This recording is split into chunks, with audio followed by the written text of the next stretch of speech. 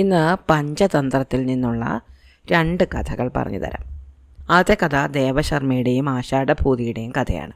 പണ്ട് വിജനമായ ഒരു പ്രദേശത്ത് ഒരു മഠത്തിൽ ഒരു സന്യാസി താമസിച്ചിരുന്നു. ഇയാളുടെ പേര് ദേവശർമ്മ എന്നായിരുന്നു. ഇയാളെ കാണാൻ വേണ്ടിയിട്ട് ഈ മഠത്തിൽ, ഈ ആശ്രമത്തിൽ ഒരുപാട് ആൾക്കാർ വരാറുണ്ടായിരുന്നു. വരാറുള്ളവരൊക്കെ ദക്ഷിണയായിട്ട് ഇയാൾക്ക് പണമോ അല്ലെങ്കിൽ കഴിക്കാൻ പഴങ്ങളോ പൂക്കളോ ഒക്കെ കൊണ്ടുവരും. ഒരുപാട് പഴങ്ങളൊക്കെ കൊണ്ടുവരുന്നത് കൊണ്ട് ഈ പഴങ്ങൾ വിറ്റും പിന്നെ ഇവർ കൊടുക്കുന്ന പണം കൂട്ടിവെച്ചും ഒക്കെ ആയിട്ട് ഈ ദേവശർമ്മൻ്റെ കയ്യിൽ കുറേ പണമുണ്ടായി. പണം കയ്യിൽ വന്നതോടെ അദ്ദേഹത്തിന് ആരെയും വിശ്വാസമില്ലാതായി. രാപ്പകൽ അദ്ദേഹം തൻ്റെ പണസഞ്ചി കഷത്തിൽ നിന്ന് മാറ്റാതെ കൊണ്ടുനടന്നു. അത് സാധാരണ അങ്ങനെയാണ് വരിക. പണം ഒരുപാടുണ്ടായാൽ അത് പോകുമോ എന്ന് പേടി വരും. അപ്പോൾ ആഷാഢഭൂതി എന്ന് പേരായ ഒരു കള്ളനുണ്ടായിരുന്നു. ഈ ആശ്രമത്തിൽ വരുന്ന, ഈ മഠത്തിൽ വരുന്ന ഭക്തജനങ്ങളുടെ കൂട്ടത്തിൽ സാധാരണ ഈ ആഷാഢഭൂതിയും വരാറുണ്ട്. ആഷാഢഭൂതി ഭക്തി കൊണ്ടൊന്നും വരുന്നതല്ല, എന്തെങ്കിലും മോഷ്ടിക്കാൻ കിട്ടുമോ എന്നറിയാൻ വേണ്ടി വരുന്നതാണ്. അങ്ങനെ വന്ന ഈ ആഷാഢഭൂതി ദേവശർമ്മൻ്റെ കഷത്തിലിരിക്കുന്ന പണസഞ്ചി കണ്ടു. അതിനുള്ളിൽ പണമാണ് എന്ന് തൻ്റെ വാസനാ ഗുണം കൊണ്ട് അയാൾക്ക് ഒറ്റ നോട്ടത്തിൽ മനസ്സിലായി. അത് എങ്ങനെയെങ്കിലും തട്ടിയെടുക്കണമെന്നായി ആഷാഢഭൂതിയുടെ ആഗ്രഹം. അതിനു വേണ്ടിയിട്ട് അയാൾ പല വഴികളും ആലോചിച്ചു തുടങ്ങി. മറ്റ് പല സ്ഥലങ്ങളിലും പണം കണ്ടെങ്കിലും ഈ പണം തട്ടിയെടുക്കാതെ തനിക്ക് സമാധാനമില്ല എന്ന് തോന്നി തുടങ്ങി ആഷാഢഭൂതിക്ക്. അങ്ങനെ ഒരു സമാധാനവും കിട്ടാതെ ഇയാൾ ഈ സന്യാസിയുടെ അടുത്ത് വന്നു, ദേവശർമ്മൻ്റെ അടുത്ത് വന്നു. എന്നിട്ട് പറഞ്ഞു, എനിക്ക് അങ്ങയുടെ ശിഷ്യനായി കൂടണമെന്നുണ്ട്. എന്നെ ഈ സംസാര സാഗരത്തിൽ നിന്ന് കരകയറ്റി അങ്ങ് ഒരു ശിഷ്യനായിട്ട് സ്വീകരിക്കണം. അപ്പോൾ ദേവശർമ്മ പറഞ്ഞു, കുഞ്ഞെ, ഇത്ര ചെറുപ്പത്തിൽ തന്നെ നീ സന്യാസം സ്വീകരിക്കണമെന്ന് പറഞ്ഞ് എൻ്റെ അടുത്ത് വന്നല്ലോ. അതുകൊണ്ട് ഞാൻ നിനക്കൊരു മന്ത്രം പറഞ്ഞുതരാം. ഈ മന്ത്രം ചൊല്ലിക്കൊണ്ട് നീ ഈ ആശ്രമത്തിനടുത്ത് തന്നെ താമസിക്കണം. നീ ജടയും ഭസ്മവും ഒക്കെ ധരിക്കണം, എന്നും പൂജ ചെയ്യണം. ആഷാഢഭൂതി ഇതെല്ലാം സമ്മതിച്ചു. ദേവശർമ്മയുടെ കാല് പിടിച്ചിട്ട് താൻ എന്ത് വേണമെങ്കിലും ചെയ്യാം, തന്നെ ശിഷ്യനായി സ്വീകരിക്കണം എന്നാവശ്യപ്പെട്ടു. അങ്ങനെ ദേവശർമ്മ ആഷാഢഭൂതിയെ തൻ്റെ ശിഷ്യനായിട്ട് സ്വീകരിച്ചു. ആഷാഢഭൂതിയോട് ദേവശർമ്മ പറഞ്ഞു, നീ ഇന്ന് മുതൽ എന്നെ ശുശ്രൂഷിക്കണം, ഞാൻ പറയുന്ന കാര്യങ്ങളൊക്കെ കേൾക്കണം. പക്ഷേ വൈകുന്നേരമായാൽ നീ തിരിച്ച് നിൻ്റെ ഗ്രാമത്തിലേക്ക് പോയിക്കൊള്ളണം, ഇവിടെ നിൽക്കാൻ പാടില്ല. ഈ കാര്യം ആഷാഢഭൂതിക്ക് ഒട്ടും ഇഷ്ടപ്പെട്ടില്ല. അയാൾക്ക് ഈ ആശ്രമത്തിൽ രാത്രിയും തങ്ങണം. പകൽ ഇവിടെ ഒരുപാട് ആൾക്കാരുണ്ട്. ആ സമയത്ത് മോഷണം നടക്കില്ല, രാത്രിയിലെ മോഷണം നടക്കൂ. അപ്പോൾ ആഷാഢഭൂതി പറഞ്ഞു, അങ്ങ് എന്നോട് അങ്ങനെ പറയരുത്. രാവും പകലും അങ്ങയെ ശുശ്രൂഷിച്ച് അങ്ങയുടെ ഒപ്പം കഴിയണമെന്നാണ് എൻ്റെ ആഗ്രഹം. അപ്പോൾ ദേവശർമ്മൻ പറഞ്ഞു, അത് പാടില്ല. ഒരു സന്യാസിക്ക് പ്രാർത്ഥനയ്ക്ക് ശാന്തത ആവശ്യമാണ്. അദ്ദേഹത്തിന് ആരോടും സമ്പർക്കം പാടില്ല. നിനക്കൊരു കാര്യം അറിയാവോ? രാജാവ് മന്ത്രിമാരുടെ ദുരുപദേശം കൊണ്ടാണ് നശിക്കുന്നത്. ഒരു മകൻ ലാളന കൊണ്ടാണ്. ബ്രാഹ്മണൻ വിദ്യാഭ്യാസം ഇല്ലാത്തത് കൊണ്ടാണ്. ഒരു കുലം നശിക്കുന്നത് ദുഷ്പുത്രന്മാരുണ്ടാകുന്നത് കൊണ്ടാണ്. ദുശ്ശീലങ്ങൾ ഉണ്ടാകുന്നത് ദുഷ്ടന്മാരുടെ സഹവാസം കൊണ്ടാണ്. സുഹൃത്ത് ബന്ധം ഇല്ലാതാകുന്നത് സ്നേഹശൂന്യമായ പെരുമാറ്റം കൊണ്ടാണ്. സമൃദ്ധി ഇല്ലാതാകുന്നത് ദുർഭരണം കൊണ്ടാണ്. സ്നേഹം ഇല്ലാതാകുന്നത് വിരഹം കൊണ്ടും സ്ത്രീ ഗർവ് കൊണ്ടുമാണ്. കൃഷി ഇല്ലാതാകുന്നത് എന്തുകൊണ്ടെന്നറിയാമോ? നോട്ടക്കുറവ് കൊണ്ട്. പണം നശിക്കുന്നത് അശ്രദ്ധ കൊണ്ടാണ്. അതുപോലെ ഒരു സന്യാസി അദ്ദേഹത്തിൻ്റെ പുണ്യം നശിപ്പിക്കുന്നത് സമ്പർക്കം കൊണ്ടാണ്. അതുകൊണ്ട് എനിക്ക് സമ്പർക്കം വേണ്ട, നീ ഇവിടെ നിൽക്കണ്ട. അപ്പോൾ ആഷാഢഭൂതി പറഞ്ഞു, അങ്ങ് എന്നോട് അങ്ങനെ പറയരുത്. ഞാൻ ഇവിടെ അകലെ എവിടെയെങ്കിലും മാറിയിരുന്നോളാം. എന്നാലും അങ്ങേ വിട്ടു പോകാൻ എനിക്ക് ഒട്ടും മനസ്സില്ല. അപ്പോൾ ദേവശർമ്മൻ പറഞ്ഞു, അങ്ങനെയാണ് ഒരു കാര്യം ചെയ്യ്, നീ കുറച്ച് മാറി ഈ ആശ്രമത്തിനടുത്തായിട്ട് ഒരു ചെറിയ പുൽക്കുടിലുണ്ടാക്ക്, അവിടെ താമസിച്ചാൽ മതി, രാത്രി ഇങ്ങോട്ട് വരണ്ട. അങ്ങനെ ദേവശർമ്മൻ്റെ ആശ്രമത്തിൻ്റെ മഠത്തിൻ്റെ കുറച്ച് മാറിയായിട്ട് ഒരു പുൽക്കുടിൽ കെട്ടി ആഷാഢഭൂതിയോടെ താമസിച്ചു തുടങ്ങി. ആഷാഢഭൂതി എല്ലായ്പ്പോഴും ദേവശർമ്മൻ്റെ പിന്നാലെ നടക്കുകയും അയാളെ ശുശ്രൂഷിക്കുകയും ചെയ്തു. അയാൾ എന്ത് പറഞ്ഞാലും ചെയ്തു കൊടുത്തു. അങ്ങനെ അയാളുടെ വിശ്വാസം ആർജിച്ചു. എന്നാൽ മോഷണം നടത്താൻ അയാൾക്കൊരു അവസരം കിട്ടിയതേയില്ല. പലതവണ അയാൾ ശ്രമിച്ചു നോക്കി. പക്ഷേ എപ്പോഴും ഈ പണസഞ്ചി ദേവശർമ്മൻ്റെ കയ്യിൽ തന്നെയാണ്. അത് കൈക്കലാക്കാൻ ഒരു അവസരം ആഷാഢഭൂതിക്ക് ഒത്തു കിട്ടിയില്ല. അവസാനം അയാൾക്ക് മടുത്തു. എന്നാൽ ഇത് കൈക്കലാക്കിയേ തീരൂ എന്ന് അയാൾക്ക് ദൃഢനിശ്ചയം ഉണ്ടായിരുന്നു താനും. അവസാനം അയാൾ വിചാരിച്ചു, ഈ ഗുരുവിനെ അങ്ങ് കൊന്നാലോ, കൊന്നിട്ടെങ്കിലും ഇത് കൈക്കലാക്കാൻ പറ്റിയാലോ. പക്ഷേ അതിനും ഒരവസരം ഒത്തു വന്നില്ല. അങ്ങനെ ഇരിക്കെ ഈ ദേവശർമ്മൻ്റെ ഒരു ശിഷ്യൻ, പണ്ടത്തെ ഒരു ശിഷ്യൻ ഗുരുവിനെ കാണാൻ വന്നു. അദ്ദേഹത്തിൻ്റെ മകൻ്റെ ഉപനയനത്തിന് ഗുരുവിനെ ക്ഷണിക്കാൻ വന്നാണ്. അപ്പോൾ ദേവശർമ്മൻ പറഞ്ഞു, ഞാൻ വരാം. കുറച്ച് ദൂരെ ഒരു ഗ്രാമത്തിലായിരുന്നു ഈ ഉപനയനത്തിന് പോകേണ്ടത്. അങ്ങനെ പോകാനുള്ള ദിവസം വന്നു. ദേവശർമ്മൻ രാവിലെ എഴുന്നേറ്റ് കുളിച്ച് വസ്ത്രമൊക്കെ മാറി ആഷാഢഭൂതിയും കൂട്ടി ഉപനയനത്തിന് പോകാൻ നേരത്ത് ഒരു ഓലക്കൊടിയൊക്കെ പിടിച്ചു. തൻ്റെ പണസഞ്ചി ഒരു കാവിത്തുണിയിൽ പൊതിഞ്ഞ് കഷത്തിലടുക്കി പിടിക്കുകയും ചെയ്തു. അങ്ങനെ ഒരു യാത്രയായി. കുറേ ദൂരം യാത്ര ചെയ്ത് ക്ഷീണിച്ചു. ഒരു നദിയുടെ കരയിലെത്തി. ഈ സമയത്ത് ഈ ദേവശർമ്മന് മൂത്രം ഒഴിക്കണം തോന്നി. അപ്പോൾ അദ്ദേഹം ആഷാഢഭൂതിയോട് പറഞ്ഞു, ഞാനൊന്ന് മൂത്രം ഒഴിച്ചിട്ട് വരാം, നീ എൻ്റെ സാധനങ്ങൾ സൂക്ഷിച്ചുകൊണ്ട് ഇന്ന് അത് കരയിലിരിക്കണം. ആഷാഢഭൂതി സമ്മതിച്ചു. അങ്ങനെ തൻ്റെ ഓലക്കൊട മണ്ണിൽ വെച്ചിട്ട് അതിനടിയിലായിട്ട് തൻ്റെ കയ്യിലുണ്ടായിരുന്ന പൊതി വെച്ച് ദേവശർമ്മൻ കുറച്ച് ദൂരെ ഒരു മരത്തിൻ്റെ മറവിൽ മാറി നിന്ന് മൂത്രം ഒഴിക്കാൻ തുടങ്ങി. അവിടെ നിന്നിങ്ങനെ നോക്കുമ്പോൾ 2 ആടുകൾ തമ്മിൽ യുദ്ധം ചെയ്യുന്നത് കണ്ടു. ഈ ആടുകൾ 2 വശത്തുനിന്ന് ഓടി വന്ന് പരസ്പരം തല കൊണ്ട് ഇടിക്കുകയായിരുന്നു. അങ്ങനെ വളരെ വാശിയിൽ ഇങ്ങനെ ആടുകൾ തമ്മിൽ ഇടിച്ചപ്പോൾ അവയുടെ തല പൊട്ടി രക്തം ഇറ്റിട്ട് നിലത്ത് വീഴുന്നുണ്ടായിരുന്നു. ഇത് കണ്ടുകൊണ്ട് ഒരു കുറുക്കൻ അവിടെ വരികയും നിലത്ത് വീണ് കിടന്ന് ഈ രക്തം നക്കി കുടിക്കാൻ തുടങ്ങുകയും ചെയ്തു. ഇത് കണ്ടപ്പോൾ ഈ ദേവശർമ്മൻ വിചാരിച്ചു, ഈ കുറുക്കൻ എന്തൊരു മണ്ടത്തരമാണ് കാണിക്കുന്നത്. സ്വന്തം കാര്യത്തെപ്പറ്റി ചിന്തിക്കാതെ കൊതി പിടിച്ചവനിങ്ങനെ രക്തം കുടിച്ചുകൊണ്ട് നിന്നാൽ ഇവന് തന്നെയല്ലേ അപകടം വരാൻ പോകുന്നത്. ദേവശർമ്മൻ ഇങ്ങനെ ചിന്തിച്ചുകൊണ്ട് നിൽക്കുമ്പോൾ തന്നെ ഈ ആടുകൾ 2 വശത്തു നിന്ന് ഓടി വരികയും മതിമറന്ന് മറ്റൊന്നും ആലോചിക്കാതെ അവിടെ നിന്ന് രക്തം കുടിക്കുകയായിരുന്ന ഈ കുറുക്കൻ്റെ 2 വശത്തു നിന്നും വന്ന് തമ്മിലിടിക്കുകയും തല തകർന്ന് ഈ കുറുക്കൻ ചത്തുപോവുകയും ചെയ്തു. ഇതെല്ലാം കണ്ടുകൊണ്ട് അവിടെ നിന്നിരുന്ന ഈ ദേവശർമ്മൻ മൂത്രം ഒഴിച്ച് കഴിഞ്ഞിട്ട് കാല് കഴുകാൻ വേണ്ടി നദിയിലിറങ്ങി. കാലും കൈയൊക്കെ കഴുകി വൃത്തിയായി കരയിൽ കയറിയപ്പോഴാണ് തൻ്റെ ഓലക്കുട മാത്രമേ അവിടെ ഉള്ളൂ എന്ന് അദ്ദേഹം കണ്ടത്. പണസഞ്ചി കണ്ടില്ല. ആഷാഢഭൂതി പണസഞ്ചിയുമായിട്ട് രക്ഷപ്പെട്ടു എന്ന് അദ്ദേഹത്തിന് മനസ്സിലായി. ആഷാഢഭൂതി അദ്ദേഹം വളരെയധികം വിശ്വസിച്ചിരുന്നു. അവൻ ഇങ്ങനെ ഒരു ചതി ചെയ്യും എന്നയാൾ കരുതിയിരുന്നതേയില്ല. എന്തായാലും അദ്ദേഹത്തിന് വലിയ വിഷമം തോന്നി. അദ്ദേഹം തൻ്റെ കുടയെടുത്തുകൊണ്ട് ആഷാഢഭൂതി അന്വേഷിച്ചുകൊണ്ട് വീണ്ടും മുന്നോട്ട് നടന്നു. അടുത്ത ഗ്രാമത്തിലെത്തി. അപ്പോഴേക്ക് സന്ധ്യയായി. ഈ ഗ്രാമത്തിൽ ഒരു ചാലിയൻ ഉണ്ടായിരുന്നു. ഈ ചാലിയൻ്റെ കൂടെ ഭാര്യയുണ്ട് ചാലിയെത്തി. ഇവർ 2 പേരുടെ കള്ള് കുടിക്കാൻ പോകുന്ന വഴിയിൽ ഈ ദേവശർമ്മനെ കണ്ടുമുട്ടി. ദേവശർമ്മൻ ഇവരെ കണ്ടിട്ട് പറഞ്ഞു, ഞാൻ ഒരു വഴിപോക്കനാണ്, എനിക്ക് ഈ ഗ്രാമത്തിൽ ആരെയും അറിയുകയില്ല, നിങ്ങൾ എന്നെ അതിഥിയായിട്ട് സ്വീകരിക്കണം. സന്ധ്യാസമയത്ത് ഗ്രഹത്തിൽ വരുന്ന അതിഥിയെ സൽക്കരിക്കുന്നവൻ ദേവനായിത്തീരും എന്നാണ് പറയപ്പെടുന്നത്. ഇത് കേട്ടപ്പോൾ ചാലിയന് തോന്നി, ഒരു ദേവനാകാൻ കിട്ടിയ അവസരം കളയണ്ട. അയാൾ തൻ്റെ ഭാര്യയോട് പറഞ്ഞു, നീ ഒരു കാര്യം ചെയ്യും, നീ ഇയാളെയും കൊണ്ട് നമ്മുടെ വീട്ടിലേക്ക് പോകും. അദ്ദേഹത്തിന് നല്ല വെള്ളവും സ്വാദുള്ള ഭക്ഷണവും മിനുസമുള്ള മെത്തയും ഒക്കെ കൊടുക്കുക. അപ്പോഴേക്കും ഞാൻ നിനക്കുള്ള കള്ളും കൂടെ വാങ്ങി വീട്ടിലേക്ക് വരാം, നമുക്കിന്ന് വീട്ടിലിരുന്ന് കള്ളു കുടിക്കാം. ഈ ഭാര്യയ്ക്ക് ഇതൊട്ടും ഇഷ്ടപ്പെട്ടില്ല. എന്നാലും ഭർത്താവ് പറഞ്ഞതല്ലേ, അവർ ഈ ദേവശർമ്മനെയും വിളിച്ചുകൊണ്ട് അവരുടെ വീട്ടിലേക്ക് പോയി. അവിടെ ഒരു ഒടിഞ്ഞ കട്ടിൽ കാണിച്ചിട്ട് അയാളോട് പറഞ്ഞു, ഇവിടെ കയറി കിടക്ക്, എനിക്ക് പുറത്ത് വരെ അത്യാവശ്യമായിട്ടൊന്ന് പോകാനുണ്ട്, ഞാൻ പോയിട്ട് തിരിച്ച് വന്നിട്ട് നിങ്ങൾക്ക് ചോറുണ്ടാക്കി തരാം. ദേവശർമ്മൻ ഒന്നും പറഞ്ഞില്ല. എന്നിട്ട് ഈ ചാലിയെത്തി അവിടെ നിന്ന് അണിഞ്ഞൊരുങ്ങാൻ തുടങ്ങി. അവർ നല്ല വസ്ത്രങ്ങളൊക്കെ ധരിച്ചു, തലയിൽ കുറച്ച് പൂവൊക്കെ വെച്ചു. എന്നിട്ട് പുറത്ത് പോകാനിറങ്ങി. അവർ പുറത്ത് പോകാൻ വേണ്ടി പടിക്കലെത്തിയപ്പം ഈ ചാലിയൻ കള്ളൊക്കെ കുടിച്ച് ആടിപ്പാടി തിരിച്ചു വരുന്നത് കണ്ടു. അയാളെ കണ്ടപ്പോഴേക്കും ഇവർ തിരിഞ്ഞ് വീണ്ടും വീടിനകത്തേക്ക് കയറി. ചാലിയനകത്തേക്ക് കയറിയിട്ട് ഭാര്യയോട് ചോദിച്ചു, നീ എവിടെ പോകാൻ ഇറങ്ങിയത്? നീ പടി ഇറങ്ങി വരുന്നത് കണ്ടല്ലോ, നീ നമ്മുടെ അതിഥിക്ക് നല്ല ഭക്ഷണമോ നല്ല കിടക്കയോ ഒന്നും കൊടുത്തില്ലല്ലോ, ഞാൻ പറയുന്നൊന്നും കേൾക്കാതെ നീ ആരെ കാണാൻ പോകാൻ ഇറങ്ങായിരുന്നു? അപ്പോൾ ചാലിയത്തി പറഞ്ഞു, നിങ്ങൾ കള്ള് കുടിച്ചിട്ട് വന്ന് വേണ്ടാത്ത കാര്യങ്ങളൊന്നും എന്നോട് പറയരുത്, ഞാൻ എങ്ങോട്ടും പോകാൻ ഇറങ്ങിയൊന്നുമില്ല. അവർ പോകാൻ ഇറങ്ങിയത് അയാൾ കണ്ടതായിരുന്നു, മാത്രമല്ല തന്നോട് തർക്കുത്തരം പറയുകയും ചെയ്തു. ചാലിയന് ഭയങ്കര ദേഷ്യം വന്നു. അയാൾ ഭാര്യയെ പിടിച്ച് കുറേ അടി കൊടുത്തിട്ട് അവരെ കെട്ടിയിട്ടു. എന്നിട്ട് അവിടെ തന്നെ കിടന്ന് ഉറങ്ങുകയും ചെയ്തു. ഈ ചാലിയത്തേക്ക് ഒരു കൂട്ടുകാരി ഉണ്ടായിരുന്നു. അവർ ഒരു ക്ഷുരക സ്ത്രീയായിരുന്നു. ഈ ക്ഷുരക സ്ത്രീ ആ സമയത്ത് അവിടെ വന്നു. എന്നിട്ട് ചാലിയത്തോട് പറഞ്ഞു, കൂട്ടുകാരി, നിൻ്റെ സുഹൃത്തായ ദേവദത്തൻ നിന്നെ കാത്തു നിൽക്കുന്നു, കാണാഞ്ഞിട്ട് എന്നെ പറഞ്ഞയച്ചതാണ്. അപ്പോൾ ചാലിയത്തി പറഞ്ഞു, ഞാൻ എന്ത് ചെയ്യാനാണ്, കണ്ടോ എന്നെ കെട്ടിയിട്ടിരിക്കുന്നത്, മാത്രമല്ല ഇയാളെങ്കിൽ തിരിച്ചു വരികയും ചെയ്തെനിക്കിന്ന് ദേവദത്തനെ കാണാൻ വരാൻ പറ്റില്ല.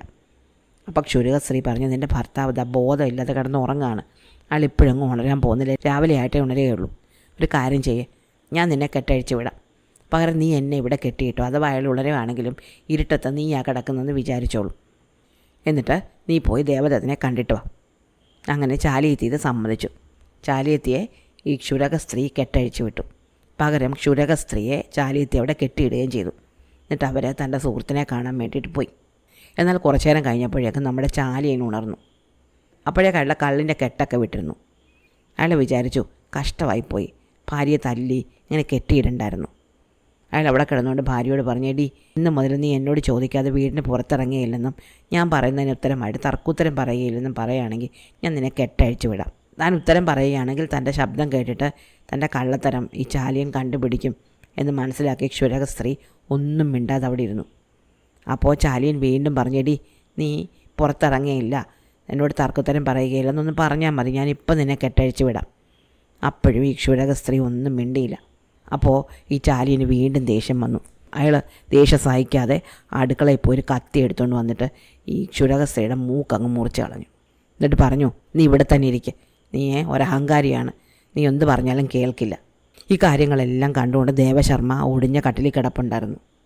അയാളൊന്നും മിണ്ടിയില്ല. എന്തായാലും ഈ ദേഷ്യം വന്ന ചാലിയൻ വീണ്ടും പുറത്തു പോയിരുന്നു. ആ സമയത്താണ് ചാലിയെത്തി വീണ്ടും തിരിച്ചെത്തിയത്. ചാലിയെത്തി ക്ഷുരകസ്ത്രീയോട് ചോദിച്ചു, കുഴപ്പമൊന്നും ഉണ്ടായില്ലല്ലോ? ക്ഷുരകസ്ത്രീ പറഞ്ഞു, എൻ്റെ മൂക്കിന് പറ്റിയ കുഴപ്പമല്ല, അത് മറ്റു കുഴപ്പമൊന്നും പറ്റിയിട്ടില്ല. എന്തായാലും പറ്റിയത് പറ്റി, നീ എന്നെ വേഗം കെട്ടഴിച്ചു വിട്. അങ്ങനെ ചാലിയെത്തി ഈ ക്ഷുരകസ്ത്രീയെ കെട്ടഴിച്ചു വിട്ടു. ക്ഷുരകസ്ത്രീ വീണ്ടും ചാലിയെത്തി അവിടെ കെട്ടിയിട്ടിട്ട് തൻ്റെ വീട്ടിലേക്ക് പോയി. കുറേ നേരം കഴിഞ്ഞപ്പോൾ പുറത്തു പോയിരുന്ന ചാലിയൻ വീണ്ടും വന്നു. അയാൾ നല്ല ദേഷ്യത്തിലായിരുന്നു. കെട്ടിയിട്ടിരുന്ന തൻ്റെ ഭാര്യയോട് അയാൾ പറഞ്ഞു, എടി അഹങ്കാരി, നീ എന്താ ഒന്നും മിണ്ടാത്തത്? നിൻ്റെ മൂക്ക് പോയല്ലോ, ഇനി നിൻ്റെ ചെവിയാണ് ഞാൻ അരിയാൻ പോകുന്നത്. അപ്പോൾ ചാലിയത്തി അവിടെ കിടന്നോട് പറഞ്ഞു, കഷ്ടം, പതിവ്രതയായ എന്നോട് നിങ്ങളിങ്ങനെ ചെയ്തല്ലോ. ഞാനൊരു പതിവ്രത ആയതുകൊണ്ട് നിങ്ങൾ ചെത്തിക്കളഞ്ഞ മൂക്ക് കുറച്ച് നേരം കൊണ്ട് പഴയതുപോലെ നിങ്ങൾ നോക്ക്. അപ്പോഴേക്ക് നേരം വെളുത്തിരുന്നു. ചാലിയെ നോക്കുമ്പോൾ താൻ മുറിച്ച് കളഞ്ഞിരുന്ന ചാലിയത്തിയുടെ മൂക്ക് വീണ്ടും വളർന്നു വന്നിരിക്കുന്നു. അയാൾക്ക് വലിയ പശ്ചാത്താപം തോന്നി. ഭാര്യയോട് ഭയങ്കര സ്നേഹവും തോന്നി. അയാൾ തൻ്റെ ഭാര്യയെ കെട്ടഴിച്ച് വിടുകയും ഇനി ഒരിക്കലും അവളെ ഉപദ്രവിക്കുകയില്ല എന്ന് സംശയിക്കുകയില്ല എന്ന് വാക്ക് കൊടുക്കുകയും ചെയ്തു. ഇതെല്ലാം കണ്ട് ദേവശർമ്മ ആകെ വിസ്മയിച്ചു. ഈ സ്ത്രീകളുടെ ചാതുര്യം അത്ഭുതകരം തന്നെ എന്നയാൾ കരുതി. അവർ സത്യത്തെ അസത്യവും അസത്യത്തെ സത്യവുമാക്കി തീർത്തിരിക്കുന്നു. ഈ സമയത്ത് നമ്മുടെ ക്ഷുരക സ്ത്രീ മുറിഞ്ഞ മൂക്കോടെ വീട്ടിലെത്തി.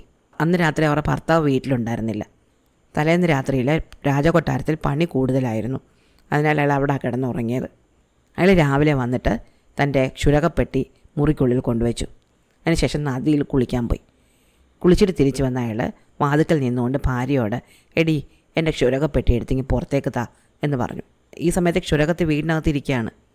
അവർക്ക് ആകെ പേടിയായി. താൻ പെട്ടിയും കൊണ്ട് പുറത്തേക്ക് ചെല്ലുമ്പോൾ ഭർത്താവ് തൻ്റെ മൂക്ക് മുറിഞ്ഞത് കാണും. അപ്പോൾ എന്ത് പറ്റിയാണെന്ന് ചോദിക്കും, എന്തുത്തരം പറയും? അങ്ങനെ പേടിച്ചിരുന്ന അവർ ഈ പെട്ടി എടുത്തിട്ട് ഈ പെട്ടിയിൽ നിന്ന് കത്തി മാത്രം പുറത്തേക്ക് വെച്ച് കൊടുത്തു. പെട്ടി കൊടുത്തില്ല. അപ്പോൾ ഈ ഭർത്താവിൻ്റെ ദേഷ്യം വന്നു. ഭർത്താവ് ചോദിച്ചു, ഞാൻ നിന്നോട് പെട്ടിയല്ല ചോദിച്ചത്, നീ എന്നെ കത്തി മാത്രം എന്തിനാ കൊണ്ടുവന്നത്?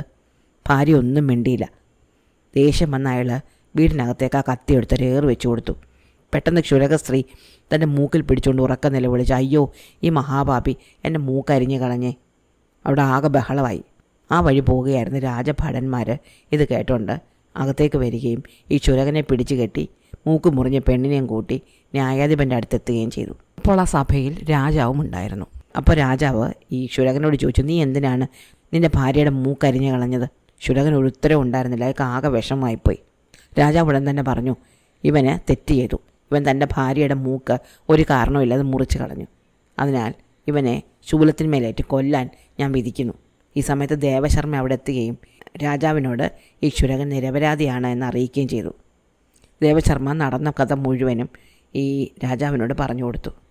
രാജാവ് പറഞ്ഞു, ക്ഷുരകൻ്റെ ഭാര്യയെ ശിക്ഷിക്കണം. ബ്രാഹ്മണൻ, മുനി, രോഗി, സ്ത്രീ, ബാലൻ എന്നിവർ എത്ര വലിയ കുറ്റം ചെയ്താലും കൊല്ലരുത് എന്നുണ്ട്. പക്ഷേ എന്തായാലും ഇവളുടെ മൂക്ക് മുറിഞ്ഞു പോയല്ലോ, അതുകൊണ്ട് ഇവളുടെ ചെവിയും കൂടി അരിഞ്ഞു കളയാം. അങ്ങനെ രാജഭടന്മാർ ഈ ക്ഷുരക സ്ത്രീയുടെ ചെവി കൂടി അരിഞ്ഞു കളഞ്ഞു. ദേവശർമ്മ തൻ്റെ ആശ്രമത്തിലേക്ക് മടങ്ങുകയും ചെയ്തു. തൻ്റെ സ്വന്തം തെറ്റുകൊണ്ടാണ് താൻ ദുഃഖം അനുഭവിക്കേണ്ടി വന്നത് എന്ന് ദേവശർമ്മന് മനസ്സിലായി. താൻ പണത്തിനോട് അത്യാഗ്രഹം കാണിക്കരുതായിരുന്നു. ആഷാഢഭൂതിയെ കണ്ണുമടച്ച് വിശ്വസിക്കുകയും ചെയ്യരുതായിരുന്നു. അദ്ദേഹം മനസ്സിൽ വിചാരിച്ചു, ആടുകളുടെ യുദ്ധത്തിൽ കുറുക്കൻ സ്വന്തം തെറ്റുകൊണ്ടാണ് നശിച്ചത്. മറ്റൊരാളുടെ കാര്യത്തിൽ ആവശ്യമില്ലാതെ ഇടപെട്ടതുകൊണ്ടാണ് ക്ഷുരക സ്ത്രീക്ക് ചെവി നഷ്ടപ്പെട്ടത്. ഈ കഥ പഞ്ചതന്ത്രത്തിലെ 5ാമത്തെ കഥയായിരുന്നു. ഇനി 6ാമത്തെ കഥ കൂടി ഞാൻ പറഞ്ഞുതരാം. ഇത് മഹാവിഷ്ണുവിൻ്റെ രൂപത്തിൽ ഒരു രാജകുമാരിയെ ചെന്ന് വിവാഹം കഴിച്ച ഒരു ചാലിയൻ്റെ കഥയാണ്. അപ്പോൾ ഇതാണ് കഥ. ഒരിടത്ത് ഒരു ചാലിയനും ഒരാശാരിയും ഉണ്ടായിരുന്നു. ഇവർ രണ്ടുപേരും വലിയ കൂട്ടുകാരായിരുന്നു, ഇണ പിരിയാത്ത കൂട്ടുകാരൻ. ഒരിക്കൽ നാട്ടിലെ അമ്പലത്തിൽ ഉത്സവം വന്നു. ഉത്സവം കാണാൻ ഈ 2 കൂട്ടുകാരും പോയി. കാഴ്ചകളൊക്കെ കണ്ട് ചുറ്റും നടന്നു. ഈ സമയത്ത് രാജകുമാരി ആനപ്പുറത്ത് ഈ ക്ഷേത്രത്തിൽ തൊഴാൻ വന്നു. ഈ രാജകുമാരിയെ കണ്ട ചാലിയന് ഇവളെ വളരെയധികം ഇഷ്ടപ്പെടുകയും അവളെ വിവാഹം കഴിക്കണമെന്ന് ആഗ്രഹം ഉണ്ടാകുകയും ചെയ്തു. അതിനുശേഷം ഈ ആഗ്രഹം അടക്കാൻ വയ്യാത്ത ചാലിയന് ഒരു രോഗം വന്നു.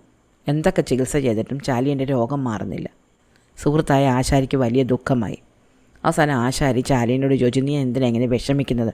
നിൻ്റെ മനസ്സിൽ എന്തെങ്കിലും ഉണ്ടെങ്കിൽ എന്നോട് പറഞ്ഞ് ഞാനത് നിവർത്തിച്ച് തരാം, അല്ലാതെ നിൻ്റെ അസുഖം മാറുകയില്ല. അപ്പോൾ ചാലിയൻ പറഞ്ഞു, എൻ്റെ മനസ്സിലിപ്പോൾ രാജകുമാരി മാത്രമേ ഉള്ളൂ. ക്ഷേത്രത്തിൽ വെച്ച് അവളെ കണ്ടത് മുതൽ എനിക്ക് അവളെ വിവാഹം കഴിക്കണമെന്ന് വലിയ ആഗ്രഹമുണ്ട്. അപ്പോൾ ഈ ആശാരി പറഞ്ഞു, ഇത് ഒരു വല്ലാത്ത ആഗ്രഹമായിപ്പോയി. നമ്മളെപ്പോലുള്ള സാധാരണക്കാർ എങ്ങനെ ഒരു രാജകുമാരി വിവാഹം കഴിക്കും? പക്ഷേ നീ എൻ്റെ അടുത്ത സുഹൃത്തായതുകൊണ്ട് അതിന് പറ്റുന്ന എന്തെങ്കിലും ഉപായം ഞാൻ കണ്ടുപിടിക്കാം. അങ്ങനെ ആശാരി മരം കൊണ്ട് വലിയൊരു ഗരുഡനെ നിർമ്മിച്ചു. എന്നിട്ട് ചില യന്ത്രങ്ങളൊക്കെ പിടിപ്പിച്ച് അതിനെ ആകാശത്തിൽ കൂടി പറക്കാൻ പറ്റുന്ന ഒന്നാക്കി തീർത്തു. ചാലിയനെ പിടിച്ച് മഹാവിഷ്ണുവിൻ്റെ വേഷം കെട്ടിച്ചു. കഴുത്തിൽ നല്ലൊരു തുളസി മാലയൊക്കെ ഇടിപ്പിച്ചു, നല്ല കിരീടമൊക്കെ വെപ്പിച്ചു, പട്ടുവസ്ത്രങ്ങൾ ധരിപ്പിച്ചു. ദൂരെ നിന്ന് കണ്ടാൽ മഹാവിഷ്ണു ആണെന്നേ തോന്നുകയുള്ളൂ. എന്നിട്ട് പറഞ്ഞു, ചങ്ങാതി, നീ ഇന്നു മുതൽ വിഷ്ണു രൂപത്തിൽ രാജകുമാരി വസിക്കുന്ന കൊട്ടാരത്തിൻ്റെ 7ാം നിലയിൽ ചെല്ലണം. അവളെ വിളിക്കണം. അവൾ നിന്നെ കാണുമ്പോൾ നീ സാക്ഷാൽ വാസുദേവനാണ് എന്ന് അവളോട് പറയണം. നീ അങ്ങനെ അവളെ ഗാന്ധർവ വിധി പ്രകാരം വിവാഹവും കഴിക്കണം. അങ്ങനെ ചാലിയൻ മഹാവിഷ്ണുവിൻ്റെ വേഷം കെട്ടി ഈ യന്ത്രം കൊണ്ടുള്ള ഗരുഡൻ്റെ പുറത്ത് കയറി പറന്ന് രാജധാനിയിൽ ചെന്നു. രാജകുമാരിയെ വിളിച്ചു. എന്നിട്ട് പറഞ്ഞു, രാജകുമാരി ഉണരൂ, ഞാനിതാ ലക്ഷ്മി ദേവിയെപ്പോലും വിട്ടിട്ട് നിന്നെ കാണാൻ വേണ്ടി വന്നിരിക്കുന്നു. രാജകുമാരി കണ്ണു തുറക്കുമ്പോൾ ഗരുഡന് പുറത്തിരുന്ന് മഹാവിഷ്ണു 7ാം നിലയിലുള്ള തൻ്റെ മട്ടുപ്പാവിലെത്തിയിരിക്കുന്നു. രാജകുമാരി ആകെ വിസ്മയിച്ചു. വിനയത്തോടെ അവൾ മഹാവിഷ്ണുവിനോട് പറഞ്ഞു, അവിടുന്ന് എൻ്റെ അച്ഛനോട് ചെന്ന് എന്നെ വിവാഹം കഴിച്ചു തരാൻ അദ്ദേഹത്തിനോട് പറയണം. ചാലിയൻ ഇത് ഇഷ്ടപ്പെട്ടില്ല. ചാലിയൻ മഹാവിഷ്ണുവായിട്ട് അഭിനയിച്ചുകൊണ്ട് പറഞ്ഞു, ഞാൻ സാധാരണക്കാരുടെ മുന്നിൽ അങ്ങനെ പ്രത്യക്ഷപ്പെടാറില്ല. നീ എനിക്ക് ഏറ്റവും പ്രിയപ്പെട്ട ഗോപികയായ രാധയുടെ പുനർജന്മമാണ്, അവളുടെ അവതാരമാണ്. അതുകൊണ്ടാണ് ഞാൻ നിന്നെ തേടി വന്നത്. ഞാൻ നിന്നെ ഗന്ധർവ വിധി പ്രകാരം വിവാഹം കഴിക്കാനാണ് ആഗ്രഹിക്കുന്നത്. മറ്റാരും ഇത് അറിയേണ്ട കാര്യമില്ല. നീ അതിനെ അനുവദിച്ചില്ലെങ്കിൽ ഞാൻ നിന്നെയും നിൻ്റെ പിതാവിനെയും നിൻ്റെ കുലത്തെയും ശപിച്ച് ഭസ്മമാക്കി കളയും. ഇതോടെ പേടിച്ചു പോയ രാജകുമാരി ഈ ചാലിയനെ വിവാഹം കഴിക്കാൻ സമ്മതിച്ചു. അങ്ങനെ ചാലിയൻ ഈ രാജകുമാരിയെ ഗന്ധർവ വിധി പ്രകാരം വിവാഹം കഴിച്ചു. അന്നു മുതൽ എല്ലാ ദിവസവും ഈ ഗരുഡൻ്റെ പുറത്ത് കയറി മഹാവിഷ്ണുവിൻ്റെ വേഷം കെട്ടി ഈ ചാലിയൻ ഈ രാജകുമാരിയെ കാണാൻ വന്നു തുടങ്ങി. ഈ വരവ് രാത്രികളിലായതിനാൽ ആദ്യം ഇതൊന്നും ആരും അറിഞ്ഞില്ല. പക്ഷേ കുറച്ച് ദിവസങ്ങൾക്കുള്ളിൽ രാജകുമാരിയെ ആരോ കാണാൻ വരുന്നുണ്ട് എന്നുള്ള കാര്യം കാവൽക്കാർക്ക് മനസ്സിലായി. അവർ ഇത് രാജാവിനോട് ചെന്ന് പറഞ്ഞു. രാജാവ് വലിയ ദുഃഖിതനായി. അദ്ദേഹം രാജ്ഞിയെ വിളിച്ചിട്ട് അന്തഃപുരത്തിൽ പ്രവേശിക്കുന്നത് ആരാണ് എന്ന് മകളോട് ചോദിച്ചറിയാൻ പറഞ്ഞു. രാജ്ഞി വളരെ വിഷമിച്ച് മകളോട് ചെന്ന് ചോദിച്ചു, മകളെ, നാട്ടിലൊരു വർത്തമാനമുണ്ടല്ലോ, നിന്നെ കാണാൻ ആരോ പുരുഷന്മാർ വരുന്നുണ്ടെന്ന്. അതാരാണെന്ന് എന്നോട് പറയണം. അപ്പോൾ രാജകുമാരി പറഞ്ഞു, അമ്മേ, സാക്ഷാൽ മഹാവിഷ്ണുവാണ് എല്ലാ ദിവസവും ഗരുഡൻ്റെ പുറത്ത് കയറി എന്നെ കാണാൻ വരുന്നത്. അമ്മയ്ക്ക് വിശ്വാസമില്ലെങ്കിൽ ഇന്ന് രാത്രി അമ്മ മറഞ്ഞിരുന്ന് നോക്കിക്കൊള്ളൂ. അന്ന് രാത്രി രാജ്ഞി മറഞ്ഞിരുന്ന് നോക്കുകയും ഗരുഡൻ്റെ പുറത്ത് കയറി മഹാവിഷ്ണു തൻ്റെ മകളെ കാണാൻ വരുന്നത് നേരിൽ കാണുകയും ചെയ്തു. അതോടെ രാജ്ഞി വളരെ സന്തോഷത്തോടെ ചെന്ന് രാജാവിനോട് പറഞ്ഞു, നമുക്ക് നമ്മുടെ മരുമകനായി കിട്ടിയിരിക്കുന്നത് സാക്ഷാൽ മഹാവിഷ്ണുവിനെയാണ്. രാജാവ് ആദ്യം വിശ്വസിച്ചില്ല. അദ്ദേഹം അത് ജനാലയ്ക്കൽ ഒളിഞ്ഞിരുന്ന് നോക്കുമ്പോൾ ഗരുഡാരൂഢനായിട്ട് മഹാവിഷ്ണു വരുന്നത് കണ്ടു. അതോടെ അദ്ദേഹത്തിന് ഇത് വിശ്വാസമായി. അദ്ദേഹം തൻ്റെ ഭാര്യയോട് പറഞ്ഞു, നമ്മളെപ്പോലെ പുണ്യവാന്മാരുടെ ഈ ഭൂലോകത്ത് മറ്റാരുമില്ല. നമ്മുടെ മരുമകൻ മഹാവിഷ്ണു ആയിരിക്കുമ്പോൾ നമുക്കിനി ആരെയും പേടിക്കേണ്ട കാര്യമില്ല. അതോടെ ഈ രാജാവിനും രാജ്ഞിക്കും വലിയ അഹങ്കാരമായി. അവർ മറ്റു രാജാക്കന്മാരോടെല്ലാം മര്യാദ വിട്ട് പെരുമാറാൻ തുടങ്ങി. മറ്റൊരു രാജ്യങ്ങളോട് യുദ്ധം ചെയ്യാനും കലഹത്തിന് ചെല്ലാനും തുടങ്ങി. അങ്ങനെ ഇത് സഹിക്കാൻ വയ്യാതെ മറ്റുള്ള രാജാക്കന്മാരെല്ലാം കൂടെ ഒന്നിച്ചു ചേർന്ന് ഇദ്ദേഹത്തിനോട് യുദ്ധത്തിന് വന്നു. കുറച്ച് ദിവസങ്ങൾക്കകം ഈ രാജ്യത്തിൻ്റെ എല്ലാ ഭാഗങ്ങളും ശത്രുക്കൾ പിടിച്ചടക്കി. അവസാനം കൊട്ടാരത്തിന് ചുറ്റുമുള്ള കോട്ടയും മാത്രം ബാക്കിയായി. അപ്പോൾ രാജാവ് തൻ്റെ മകളുടെ അടുത്ത് ചെന്നിട്ട് പറഞ്ഞു, മകളെ, ഇന്ന് രാത്രി മഹാവിഷ്ണു വരുമ്പോൾ അദ്ദേഹത്തിനോട് പറയണം ഈ യുദ്ധത്തിൽ നമ്മളെ സഹായിക്കാൻ. നാളെയും കൂടി യുദ്ധം നടക്കുകയാണെങ്കിൽ ഈ ശത്രുക്കളെല്ലാം കൂടെ നമ്മളെ തോൽപ്പിക്കും. എനിക്ക് രാജ്യമില്ലാതാകും, ഞാൻ രാജാവല്ലാതായി തീരും. അന്ന് രാത്രി തന്നെ കാണാൻ വന്ന ഭർത്താവായ മഹാവിഷ്ണുവിനോട് രാജകുമാരി പറഞ്ഞു, പിതാവിനെ സഹായിക്കണം. അപ്പോൾ ചാലിയൻ ആലോചിച്ചു, രാജാവ് സ്ഥാനഭ്രഷ്ടനായി തീരുകയാണെങ്കിൽ എനിക്ക് രാജകുമാരിയെ പിരിയേണ്ടി വരും. അതുകൊണ്ട് ഞാൻ നാളെ ഗരുഡൻ്റെ പുറത്ത് കയറി മഹാവിഷ്ണുവിൻ്റെ വേഷത്തിൽ ഈ ശത്രുക്കളെ പേടിപ്പിക്കും. ഒരുപക്ഷെ ആകാശത്ത് പറന്നു വരുന്ന എന്നെ കാണുമ്പോൾ ഞാൻ മഹാവിഷ്ണു തന്നെയാണ് എന്ന് കരുതുന്ന ഈ ശത്രുക്കൾ ഓടിപ്പോകാനും മതി. അഥവാ ഇക്കാര്യത്തിൽ ഞാനങ്ങ് മരിക്കുകയാണെങ്കിൽ മരിച്ചു പോകട്ടെ. ഞാൻ സ്നേഹിക്കുന്ന എൻ്റെ ഭാര്യയ്ക്ക് വേണ്ടിയിട്ടല്ലേ. അങ്ങനെ അയാൾ രാജകുമാരിയോട് പറഞ്ഞു, നാളെ രാവിലെ സൈന്യങ്ങളെ വിളിച്ചു കൂട്ടി നിൻ്റെ അച്ഛൻ യുദ്ധത്തിന് ഇറങ്ങട്ടെ. ഞാൻ ആകാശത്തിൽ പ്രത്യക്ഷപ്പെട്ട് ശത്രുക്കളെ നിർവീര്യമാക്കിക്കൊള്ളാം. ഇക്കാര്യം രാജകുമാരി തൻ്റെ പിതാവിനെ അറിയിക്കുകയും പിറ്റേന്ന് രാവിലെ തന്നെ വളരെ സന്തോഷത്തോടെ രാജാവ് യുദ്ധത്തിന് ഇറങ്ങുകയും ചെയ്തു. നമ്മുടെ ചാലിയനാണെങ്കിൽ മഹാവിഷ്ണുവിൻ്റെ വേഷം കെട്ടി വില്ലും പിടിച്ച് ഗരുഡാരൂഢനായിട്ട് ആകാശത്ത് യുദ്ധം ചെയ്യാൻ വേണ്ടി തയ്യാറായിട്ട് നിന്നു. ഈ സമയത്ത് സാക്ഷാൽ മഹാവിഷ്ണു തൻ്റെ ജ്ഞാനദൃഷ്ടിയാൽ ഇതെല്ലാം അറിഞ്ഞിട്ട് തൻ്റെ വാഹനമായ ഗരുഡനെ വിളിച്ചു. എന്നിട്ട് ഗരുഡനോട് പറഞ്ഞു, ഒരു ചാലിയൻ എൻ്റെ രൂപം ധരിച്ച് മരം കൊണ്ടുള്ള ഗരുഡൻ്റെ പുറത്ത് കയറി ഒരു രാജകന്യയെ വിവാഹം കഴിച്ചെന്ന് കേൾക്കുന്നല്ലോ, നീ അതറിഞ്ഞായിരുന്നോ? ഗരുഡൻ പറഞ്ഞു, ദേവാ, ഞാനും അറിയുന്നുണ്ട്. നാം ഇപ്പോൾ എന്ത് ചെയ്യാനാ? ഭഗവാൻ പറഞ്ഞു, ആ ചാലിയനാണെങ്കിൽ ഇന്ന് മരിക്കാൻ തുടങ്ങിയിട്ട് പടയ്ക്ക് പുറപ്പെട്ടിട്ടുണ്ട്. അവൻ അമ്പെയ്യാനൊന്നും പഠിച്ചിട്ടില്ല. ഈ യുദ്ധത്തിൽ അവനെ കാണാൻ വല്ലതും പറ്റിപ്പോയാൽ മഹാവിഷ്ണുവും ഗരുഡനും ഇല്ലാതായി എന്ന് ജനം കരുതും. നമ്മളെ പിന്നെ ആരും പൂജിക്കാതാവും. അതുകൊണ്ട് നീ ഉടൻ തന്നെ മരം കൊണ്ടുള്ള ആ ഗരുഡനിൽ പ്രവേശിക്കണം. ഞാൻ ചാലിയൻ്റെ ശരീരത്തിൽ പ്രവേശിക്കാം. അങ്ങനെ മഹാവിഷ്ണു ചാലിയൻ്റെ ശരീരത്തിൽ പ്രവേശിക്കുകയും അദ്ദേഹത്തിൻ്റെ മാഹാത്മ്യത്താൽ ശത്രുക്കൾ വധിക്കപ്പെടുകയും ചെയ്തു. അതോടെ ചാലിയൻ ആകെപ്പാടെ സന്തോഷമായിപ്പോയി. ചാലിയൻ താഴെ ഇറങ്ങി വന്നു. അപ്പോഴേക്കും യുദ്ധം ചെയ്ത് തളർന്ന് അവൻ്റെ വേഷഭൂഷാദികളൊക്കെ അഴിഞ്ഞു പോയിരുന്നു. അവൻ ചാലിയനാണ് എന്ന് നാട്ടുകാരൊക്കെ തിരിച്ചറിഞ്ഞു. ചാലിയൻ ആദ്യം മുതൽക്കുള്ള വർത്തമാനങ്ങളെല്ലാം രാജാവിനോട് വിസ്തരിച്ച് പറഞ്ഞു. എന്തായാലും ചാലിയൻ്റെ സാഹസത്താൽ താൻ യുദ്ധം ജയിച്ചതിൽ രാജാവിന് വലിയ സന്തോഷമുണ്ടായിരുന്നു.